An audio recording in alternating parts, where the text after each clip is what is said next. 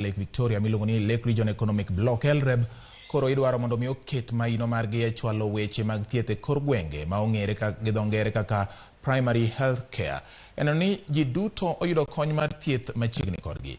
E romo mar jokedo ne ratich oganda e weche mag thieth madhi nyime Kisumu, counties go bende onyisi mondo mi omed omenda e migepe mag thieth mondo gigo kaka yedhe obed ni yudore mayot e kuonde chiwo thieth kaka dispensaries kaachiel kod health centers.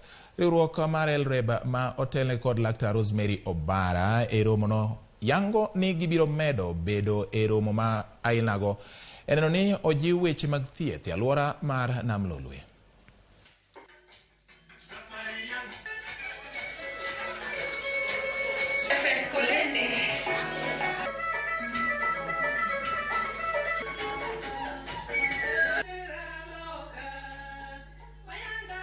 Koro kwa tiego kata warieyo yore mag primary health care to ng'ato ka ng'ato biro yudo health mowinjore mana kaka constitution article 43 wacho ni ng'ato ka ng'ato nego yud health mowinjore kendo man kare e yo ma affordable.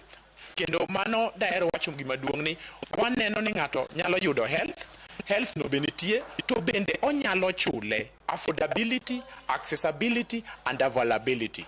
Gima ng'eyo ni wasetemo mondo mi wabed gi facilities gi. Kama ng'ukni osebedo en financing for these facilities and equipping these facilities.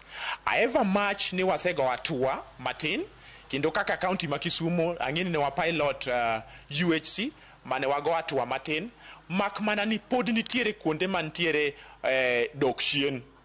Kadiponi osuptal nitie to yath onge. En yo mane madewapti kanyachiel koluwore gi sirikal ma wan go mondo yedhi obedi. Gimoro achiel manyalo wacho en ni health insurance. Health insurance king'iyo kaka Kisumu time gikelo gimiluongo ni Marwa cover ma governor no launch Kisumu County.